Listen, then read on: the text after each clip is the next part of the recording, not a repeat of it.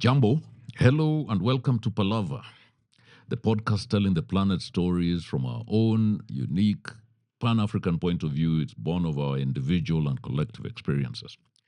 In this Palava episode, we'll talk about some of our most pressing questions, telling stories that help us to think about how we can thrive and find our rightful place in this changing world. Towards the end of 2009, I was invited by the managing director of ZTE Corporation of China. He asked me to visit their company in Shenzhen. I was then chief commercial officer of Celtel Group that had just been acquired by Zain Telecom of Kuwait, who were operating in 15 contiguous African countries. ZTE had been our chosen partner in developing and launching a range of low-cost phones under the Celtel brand name. Now, the Celtel and Zain story is an exciting one. I'm sure many have heard about it. It has been written about in several Harvard business case studies, adding to the relatively shallow pool of academic writing on positive African business stories. So, of course, I'm going to share with you some interesting stories from that period and beyond that bring to life some of what we're about. And in the process, I will invite colleagues from that golden period to also help me share from their unique experiences. But don't let this put you off. You will discover that the people I have in mind, such as the founders and early managers of the period, are not your common run-of-the-mill corporate, greasy pole climbers. They're not conformists, and they all have exciting stories to tell you down the line. But let's press on with our story. So Celtel had grown exponentially, very, very fast, to become Africa's leading telecom operator at the time.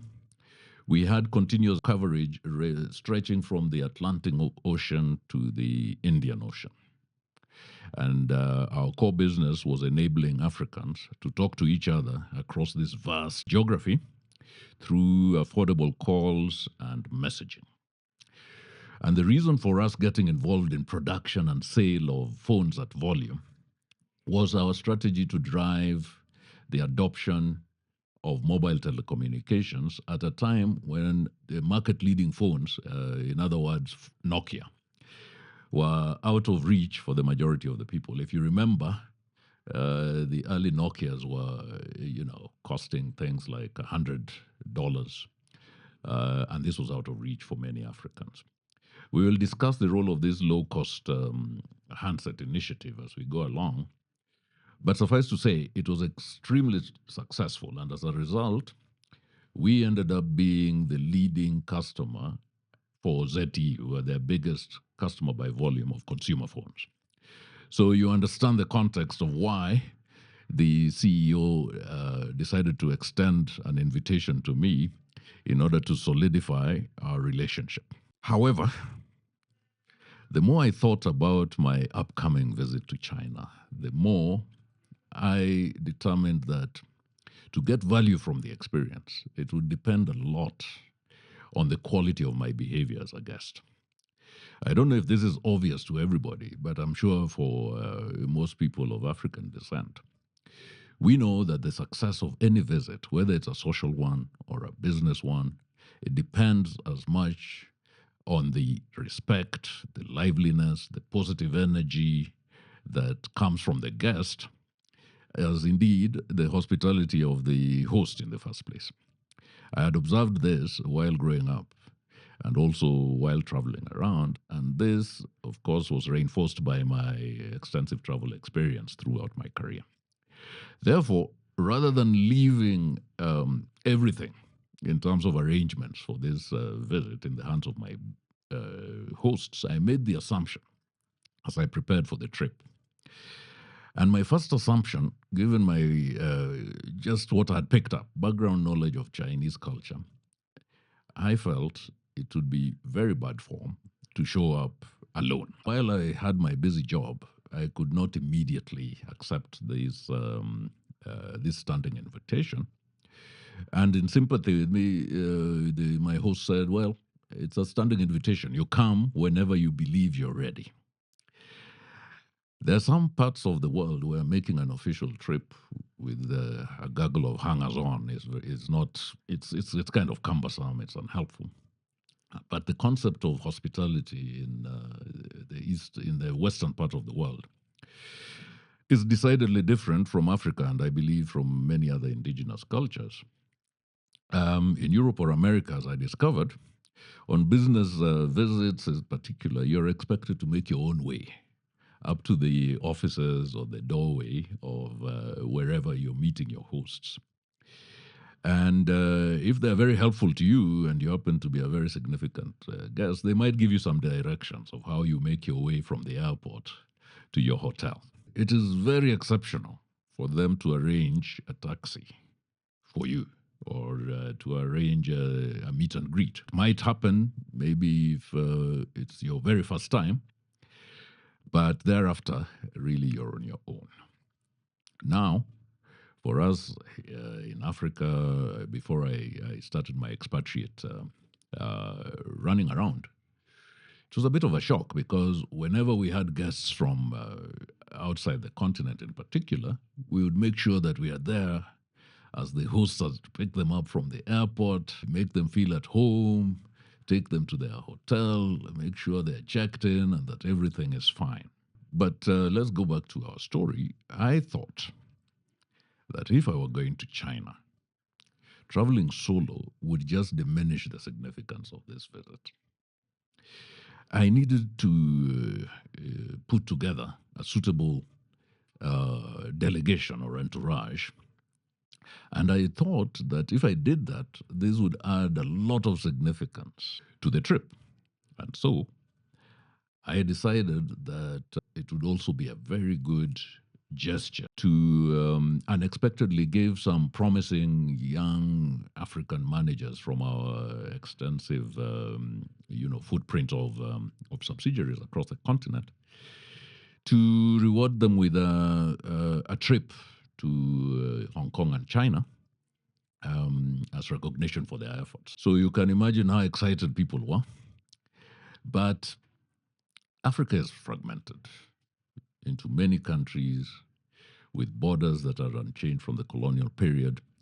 And much as Celtel operated under one unified African brand, regulatory requirements meant that each country had a locally incorporated operating company. So I asked the respective country managers in our subsidiary companies to nominate two high performing, as we said, high potential managers to come on this trip that was going to be fully paid for by ourselves and our hosts in China. This resulted in a group of 22 people.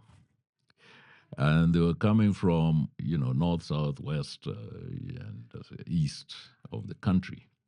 So we had people from Dar es Salaam, from Nairobi, from Jamena, from Libreville, from Sierra Leone, from Ouagadougou, Lusaka, all these places. So this was a bonus in kind. They were to make their way to book a flight and fly into Hong Kong. So we converged in Hong Kong. Colleagues were coming from countries that did not have direct connections. If you remember those days, much as Kenya Airways was, they had started to change things a lot. It started crisscrossing these borders at a time when it was easier to fly out of the continent, even if you're going to a neighboring country, just because the interconnecting flights were just a disaster. So if you're coming from East to West Africa or Central Africa, it was often much more efficient to either go to the Middle East and come back or go to Europe and come back. Really, it was a disaster. I think things have changed a lot. And even if they've changed a lot, I know from experience that intra-African travel remains a big palaver for discussion another day. We will circle back in future episodes. Anyway, we all assembled in Hong Kong. I was the last to arrive, as is seemly. But when I arrived, I was met on the tarmac by my host, the company CEO, at the airport. So I rode with him in his limousine back to the hotel, which they had booked for us. And he ensured I was given an exceptionally warm welcome, and I was well settled in. When he was satisfied that I was well settled in, he left. While I joined my colleagues on on the tour buses, which had been arranged by his managers, we traveled in Hong Kong, seeing how densely packed this island was with skyscrapers and everything. A lovely place. In the evening, my host reappeared in person, joined us for dinner. The next day, we drove over the causeway, the Shenzhen bridge that comes from Hong Kong over Shenzhen Bay into southern China. I believe it was newly opened. It was like barely 2 years open. And then in Shenzhen, we checked into hotels as usual. We visited the ZTE campus. We toured the city informally and had a fantastic dinner in the evening. Needless to say, dinner was not in an African restaurant or a European restaurant serving fine French cuisine. It was, of course, in a fine Chinese restaurant. Because I'm giving an overview, let me tell you that in Africa, we usually take our guests to restaurants that we believe are serving familiar food to them. So it is not unusual that people fly into any of our capital cities. If they come from Europe, we take them to a European restaurant where we give them derivative food that we believe caters to their taste. If they come from Asia, similarly, we feel, I don't know for what reason, that taking our guests to our finest African restaurant serving what we ourselves eat is not in order. Let's not discuss that today. We are coming back to it. But anyway, the next morning, we turned up at ZTE. We visited their factories. We observed how they produce these phones. In the afternoon, having done our factory visit, after lunch, we now went for our set piece meeting, which on paper was what had brought us. And we went to the boardroom. And as you can tell, it was vast. Yeah, it seemed like the size of a quarter of a football pitch. And also the height of it is like 2 stories high. And now, on one wall in that great boardroom, the whole wall was covered in a painting or a mural, which I have since noticed is usual for Chinese boardrooms. They always feature a mural, a large painting. And these paintings are kind of the same in the sense that they are not abstract art. They are not, exotic things. It's a painting that depicts mountains, rivers, and forests. Later on, we will have guests from China who know a lot more about this thing than I do. But what I learned is that this genre of paintings or artworks is very key to them. It's quite dear to them, and they call it shanshui. I hope I've pronounced it well, but it's called shanshui, which literally means mountains and water. And then I found out that these murals have a deeper meaning for them culturally, in the sense that they're supposed to foster a harmonious atmosphere. They project cultural prestige. It aligns with all their traditional philosophies and everything. These things are massive. And they symbolize for these guys stability, a connection with nature, connection with their traditions. But the effect of it on people who observe them is that it gives you a calming influence, which you get with plants and nature. If you're a bit observant, which I have been since, is that I notice in any TV or press clips of important meetings, whether they're state functions or business functions in China, that these kinds of artwork are always prominent. They're always there. Before, I'd have thought it's there by accident, but a lot of things in this world don't happen by accident. It is kind of by design. And I learned that for the Chinese people, these are artifacts that are very, very useful because it enables them to make wise decisions. It puts them in a frame of mind to make strategic decisions for the long term. Because if you've got visual cues that are reminding you of how long your ancestors have existed and the body of wisdom your ancestors have compiled, and you have this in the very place where you have come to discuss matters of significance, then it reminds you to take these matters seriously. Anyhow, I'm just painting this picture because this is the environment into which we walked on that fine afternoon. That's myself and my colleagues from all over Africa. All right. So we are here at the entrance of the boardroom.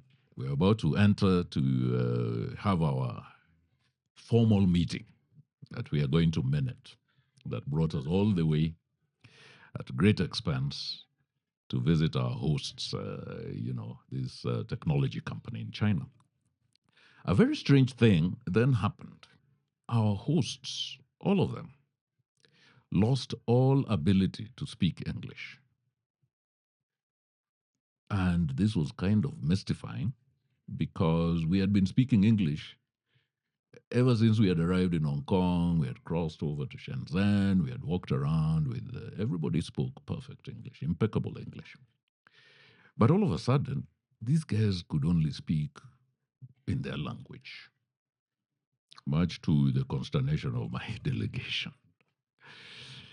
Now, there was one person who retained the ability to speak English, and that was their translator, a lady that had been come to the meeting just for this purpose. Everybody else was affected by this strange amnesia that I'm discussing. Okay, we filed into the room, but thankfully, I myself was not surprised. I had anticipated this eventuality. And so, among the 22 people in my delegation, I had a translator, a colleague from Tanzania, who I designated specifically to be our official interpreter. We were ushered into this room with our hosts on one side, as happens. My host, the CEO, took the head table. As always, it's a big U-shaped conference table, and at the head of which my host sat to the right, I sat to his left, then to his immediate right was his translator and interpreter. To my left was my translator and interpreter from Tanzania. And then along the right side were the Chinese guys, and to the left was the African delegation, so to speak. Our host then welcomed us in a burst of Chinese, continuous barrage of, welcome in Chinese. And he went on for a while. Then his interpreter translated whatever he had said into English, giving us a warm welcome on behalf of, himself and themselves. He says it's a great honor to welcome us from Africa and all that stuff. And while the interpreter translated this into English, I sat impassively because I had also kind of been overcome by this strange amnesia. And I had forgotten the language. So I just sat impassively as I waited until our translator picked it up and translated it into Kiswahili, at which point I, kind of nodded and smiled and, kind of could understand, and I was very grateful. I then responded with my stream of greetings from the heart of Africa in Kiswahili. Warm compliments, profound gratitude expressed in the Kiswahili that I could master. And after doing this for a while, my interpreter then turned this into English, at which point the baton was handed over to the interpreter from China, who translated those remarks into Mandarin or their local language. I don't know what they were speaking, but that was it. We carried on with this thing for a while, but the thing was, my colleagues who had come, they were at first taken aback. I mean, and you could see some of them were stifling those giggles as we used to do when we were in naughty kids in primary school, because they're wondering, what the hell are we doing? Anyway, we did this thing using English as a gearbox to kind of transmit our thoughts, our sentiments, our feelings back and forth from Chinese into Kiswahili, from Kiswahili back into Chinese, and all this stuff. At the end of this meeting, we relaxed, we prepared to leave the hall, and all of a sudden, we all recovered our English proficiency somehow. It's as if we are now waking up from a strange trance or a spell which we had been bewitched by some sorcerer. So that's it. We were now relaxed. We started speaking back and forth in English as usual. I could not have predicted how profound the effect of this encounter would have on my host. But the guy was so moved, he was moved to the point of tears. So he approached me bowing and, actually, he was really moved. He was not pretending. Bowed several times. He says, very seriously, looking me in the eye, he says, Tito, I want to thank you. I want to thank you from the bottom of my heart. He says, I receive so many visitors from Africa and from other places, but you are the first to honor me by speaking to me in your own language. You're the first to honor me by speaking to me in your own language. And the moral of this story that I am using to set up what we are going to be discussing in this podcast series, the moral of the story is this. Do you think this Chinese captain of industry why was he speaking to us in Chinese?